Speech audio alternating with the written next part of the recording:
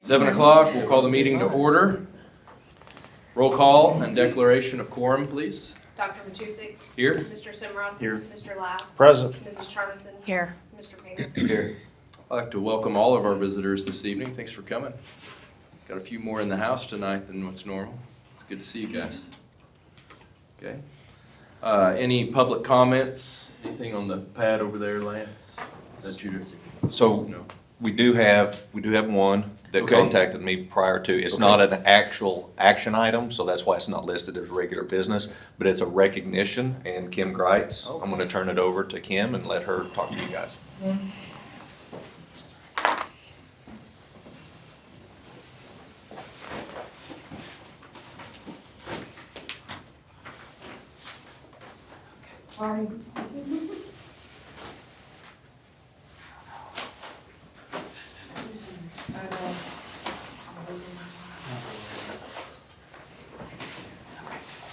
All right, so now that I've got everything in order, we just, from the high school teachers, staff, students, we wanted to just give you a small token of our appreciation for all of the things that you do year in and year out to all of us, and how much you help all of our staff and students. So we just want to say thank you. So, Thank Mr. you. Lau. Oh, this is for you.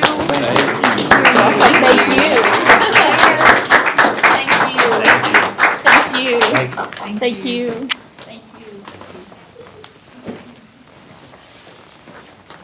Thank you guys for that. That's a wonderful surprise. Yeah.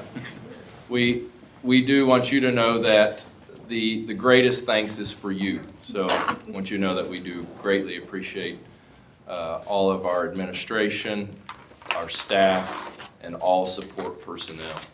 So thank you very much. Okay. Agenda item 3, recognition of the 2025-2026 Teachers of the Year. Always a great time of year again to recognize our brightest and best, and I'm gonna turn it over to Mr. Faulkner, and we'll just work our way down. All right, so I have my Teacher of the Year over here, Mrs. Parrish. I'm gonna come over here, Jack, so you can earn the shot too, while I read about it. I think everybody here knows who Mrs. Parrish is. Mrs. Parrish has graced the halls and classrooms of Hennessey Public Schools for 26 years, being a positive mentor, role model, and sometimes motherly figure to all whose paths she's crossed. I say all because it has been more than the students with whom she's made an impact. She's made my time here tremendously easier. She was also one of the most welcoming to me when I arrived as a young pup as far as principals are concerned. For managing our classroom with a level of expertise only 41 total years of experience can bring, to alerting me to a troubled student in need of help, guidance, or a listening ear. She is always in tune with the needs of those around her and ensures they have what they need to be successful, sometimes to the detriment of herself. That is part of what makes her so special. She's so deserving of this honor, so deserving in fact that she's earned it at different times in each building of Hennessey Public Schools, including being voted as District Teacher of the Year when she won it for the middle school. We couldn't remember the exact years, but we talked about it for a while and trying to figure it out. Our staff, students, administrators, and Board of Education are blessed, lucky, and thankful to have her on our team. Congratulations, Mrs. Parrish, on being chosen 2025-2026 High School Teacher of the Year.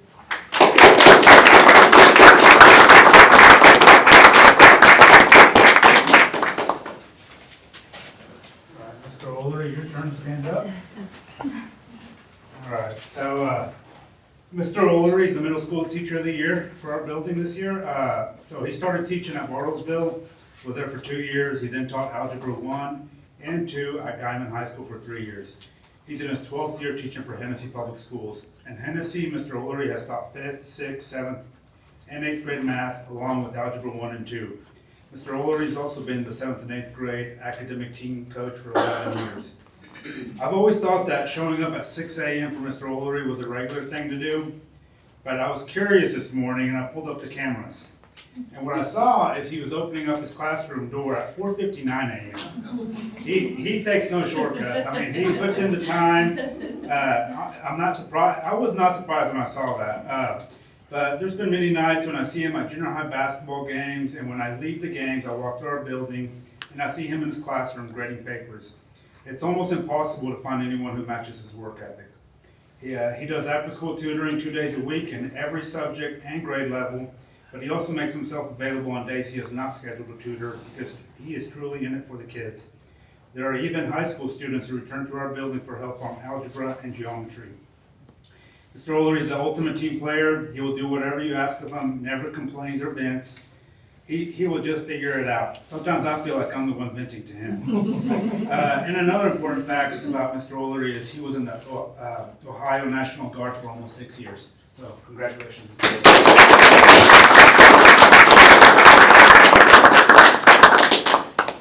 For the elementary is Mrs. Russell. Congratulations. Been trying to do some research to find out what the longest tenured teacher in Hennessey Public Schools has been. Haven't found anybody to beat 44 years, and that's exactly where Mrs. Russell's at for 44 years. Kind of an amazing fact to that, it's all been in first grade, and it's all been in the exact same classroom. I don't know how she's pulled that off. We've changed some rooms around, grades have been maneuvered. 44 years in the same classroom, in the same district is just simply amazing.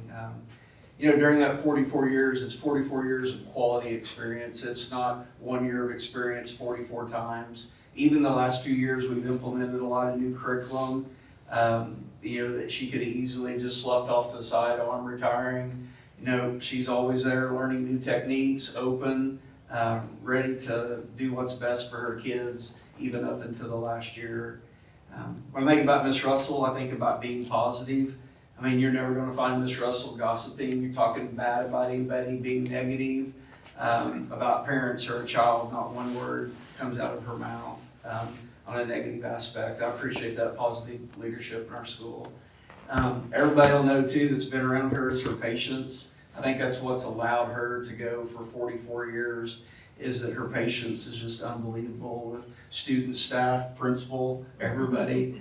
She has a lot of challenging kids that have been in her classroom through the years, and she just loves them, kind, patient, understanding, and makes a real impact with them on being patient. I did do a little bit of research. They said the average teacher is 14 years is what her career is in Oklahoma. But the big thing about that was 44% only last 6 years in education. So within 6 years, 44% of teachers are getting out of education. So, the quality that she has had for 44 years is remarkable. I appreciate her every day. When I visit the classrooms each day, I'm walking up and down. But when I go in her room and stay 5 or 10 minutes, I come out and I'm just like, she even has that calming effect on me or anybody that was in her classroom. But exceptional teacher, very blessed career, and we're just fortunate to have her in Hennessey for so long.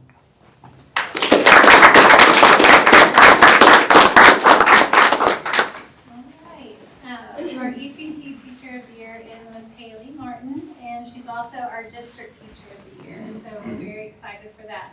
She was born and raised in Ponca City, and she graduated at OSU with a bachelor's degree in Human Development and Family Services, and then she worked as a nanny and in child care, which led her to step up and offer volunteer to help get our daycare started over there when that first started getting going.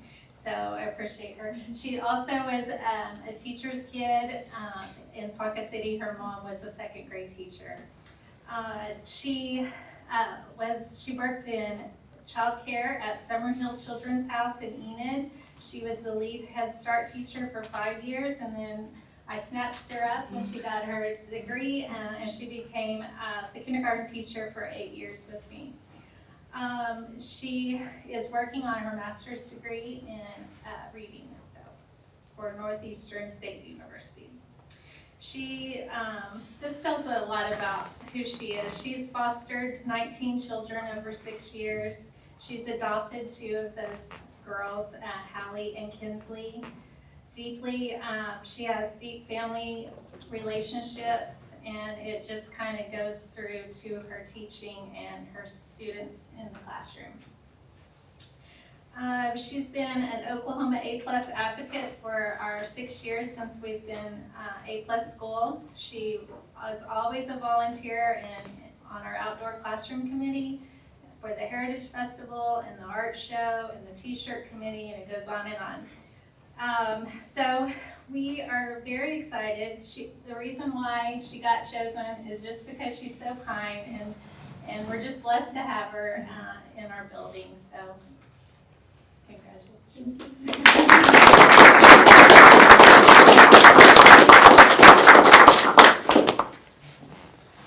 I'd like to thank our administration for those presentations of the Teachers of the Year. And our gratitude from the board goes out to our Teachers of the Year for such wonderful work that you do with our students and with parents' kiddos. So thank you very much. Thank you guys for coming. You're welcome to stay, but this would be a good time to, if you wanted to exit, you're welcome. come on.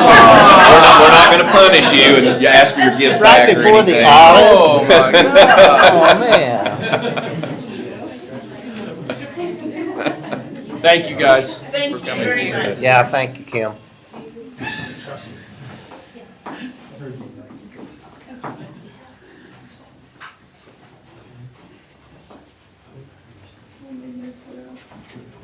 It's whatever you guys want to do. It's whatever you guys want to do. You ready? Yes, sir. All right. Agenda item 4, our presentation from Bledsoe, Hewitt, and Bulliskin, Certified Public Accountants for the current audit report 24-25 fiscal year.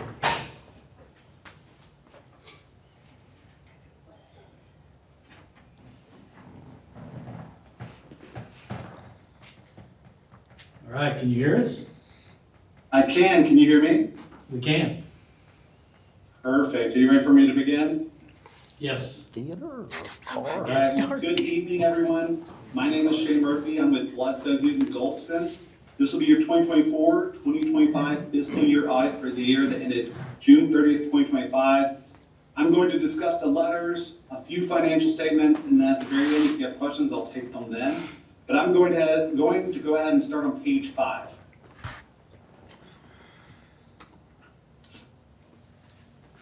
Now, page 5 through 7, this will be your independent auditor's report. Anytime a CPA firm does an audit, whether it be a small operation, all the way up to a huge corporation, you always have to issue an independent auditor's report, primarily because in that you'll state your opinions on the financial statements, and that's what we've done on pages 5 through 7. Now, we did issue an adverse opinion in regards to your financial statements because you all use the style of accounting as a school district in Oklahoma. That's not a generally accepted style of accounting. I know this kind of sounds like you're doing something wrong, but this is the style of accounting that the State Department of Education has asked you to place your financial statements in. So in that regard, you are complying with your regulatory agency by using this style of accounting. The only other qualification we had was on your fixed asset information. We didn't have a number we could put on the financial statements for all your current fixed assets that you bought or built. But once again, you're kind of in that same circumstance as a vast majority of school districts in Oklahoma. Most of them don't even have a number we can put on our financial statements. So this qualification is almost a given anymore. Next, I'm going to move to the second letter on page 8.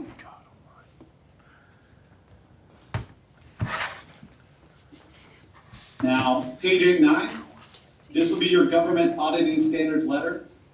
This is where we issue a second report on government auditing standards, where we talk about internal controls and compliance.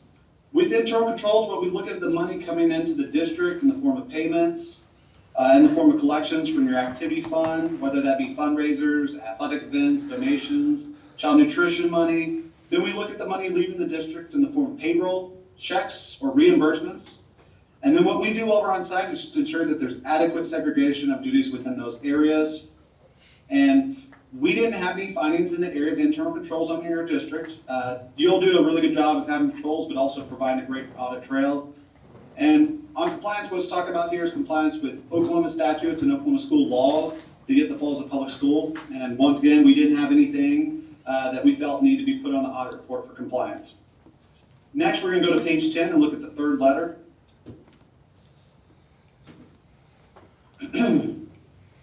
Now, page 10 through 12, this will be your federal letter, and it deals with your federal program. The federal letter in your audit is just a critical component of ensuring compliance with federal regulations and the proper use of federal funds. essentially because your district expended over $750,000 of federal money, it was subject to a single audit. And this audit is designed to verify that federal funds are used for their intended purpose, are accounted for accurately, and are subject to appropriate internal controls. And once again, we didn't have any findings on any kind of compliance issues with your federal programs or internal controls. You all kind of use the same internal controls for your federal money that you do for all your other money. So again, there were no findings on internal controls and compliance with your federal programs. And next, I'm going to move to page 14.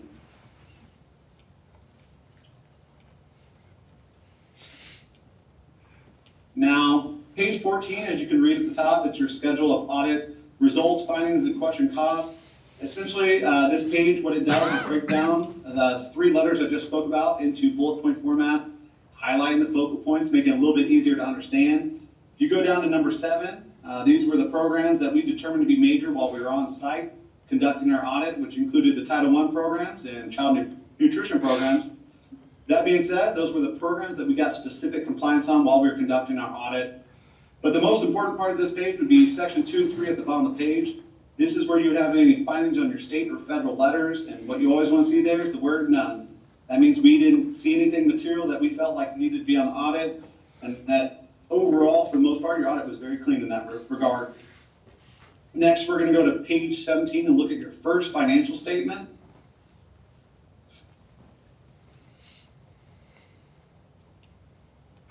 Now, page 17, this is your general fund, the first financial statement I'll talk about, and it pretty much covers all the activity that occurred during the 2024-2025 fiscal year.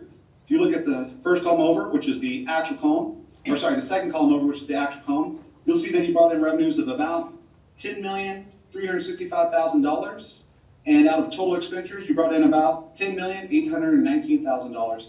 So you ended up expending about $454,000 more than you brought in.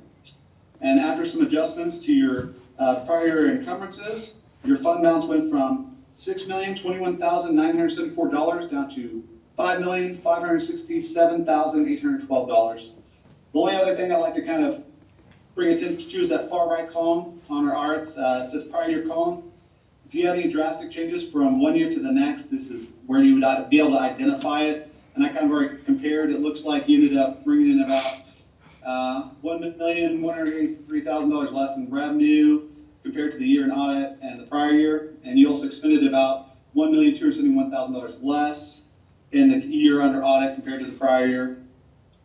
Next, we'll move to page 18. Now, page 18 shows your special revenue funds. You know, the general fund is the big one that kind of handles everything, while special revenue funds are what they sound like. These will be funds made for a specific purpose, and for you all, you have that building fund and child nutrition fund as your special revenue fund. So on the second column over, which is the actual column, you'll see that you had revenues of about $1,442,000, and you had a total expenditures of about $1,490,000. So again, you ended up expending about $48,000 more than you brought in. So your fund balance went from $1,407,984 down to $1,359,470. Again, kind of comparing the 2 years, you can see that you ended up bringing in about $165,000 less in revenue in the current year under audit compared to the prior, and you ended up expending about $236,000 less in FY25 compared to FY24. Now, next I'm going to move past the notes and go to page 40. And while you're turning to page 40, just to let you know, the notes section primarily contains some definitions of the different funds, revenue, expenditure definitions. If you had any supplemental appropriations, it'd be listed and disclosed in there. Same with your outstanding debt, it'll be listed in here and how you plan on paying it off. It's a great place to go if you have free time, but it's a lot of information. So I always recommend kind of going back over that once the audit's done and kind of look on your own time. Now, page 40 through 41 will show your student activity funds, and again, what happened in that 2024-2025 fiscal year. On the top line of page 40, you'll see you began with a balance at 7/1/24 of $194,859. You had additions or revenues from fundraisers or athletic events of $714,380. You had some transfers and adjustments of $11,733. and your deductions or your expenditures were $699,360. So at the end of the year, at 6/30/25, you had a balance of $221,612. It looks like you had an increase of about $26,000 from the prior year, fiscal year to the end of the current fiscal year that we're looking at on the audit. And normally as a board, we'll look at the end of the fiscal year, are your additions and deductions somewhat close? And they should be, because the sponsor should be bringing in that money for that year and spending on that year's organization. And as you know, sometimes there's a little bit of carryover depending if you bring in more money than you expend or vice versa, you spend more money than you bring in. And yours was pretty close. Next, we'll look at page 43.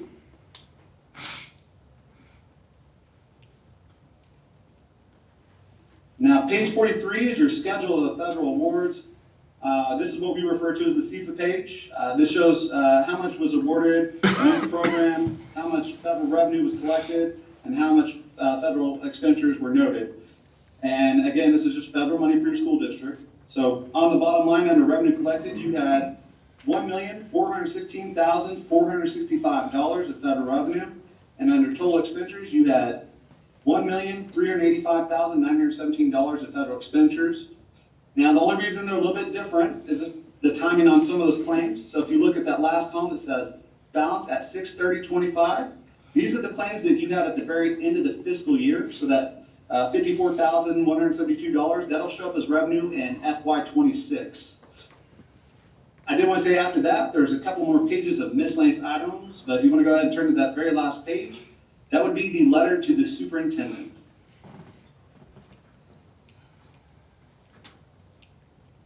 And I did want to say, as you can see, we didn't have any audit exceptions, nothing that we felt like needed to be put in the management letter.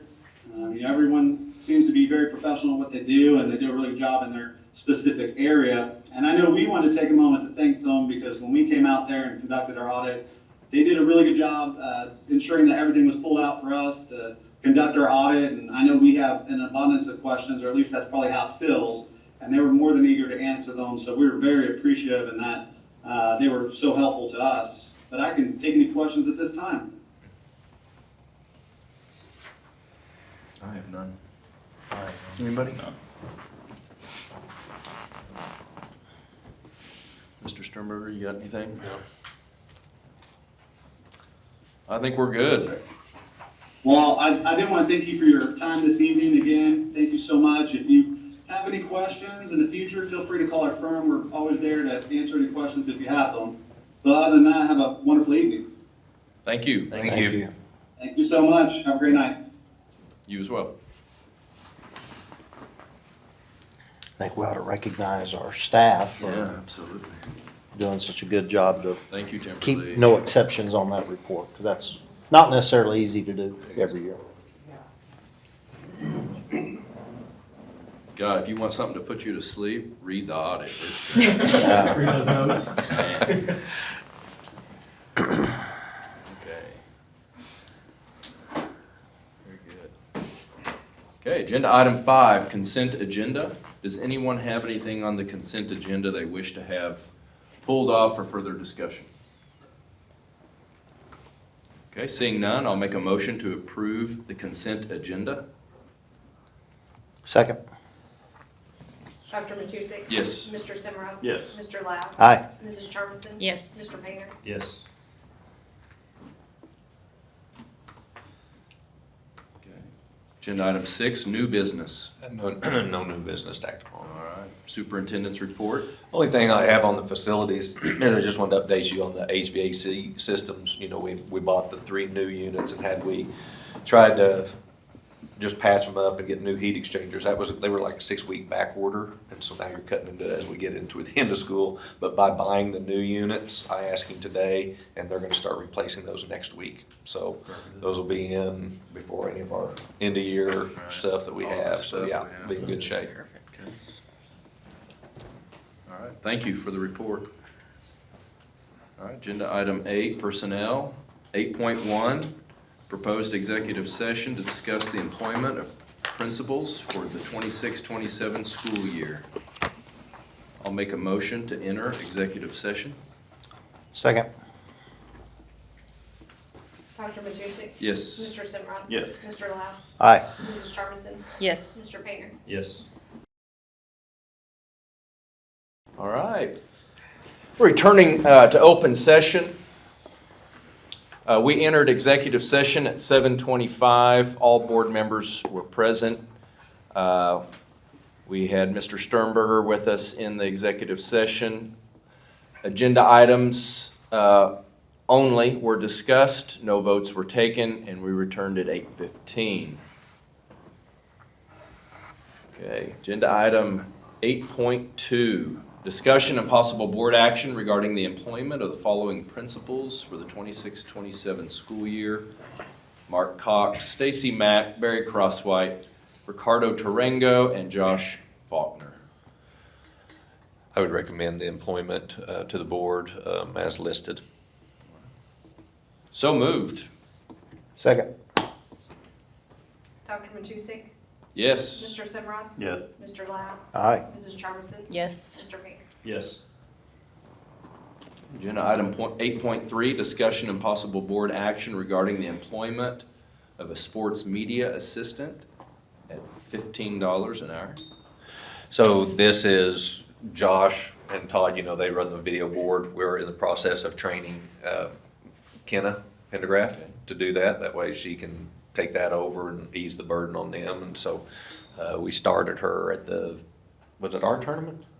Or was it Squirtle Festival?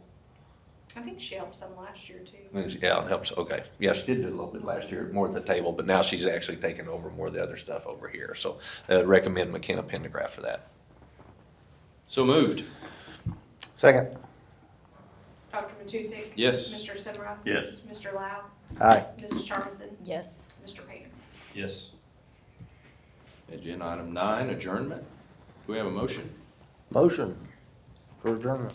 Second. I'm not sure I'll second that. Dr. Matusek? Yes. Mr. Simrod? Yes. Mr. Lau? Aye. Mrs. Charmison? Yes. Mr. Painter? Yes.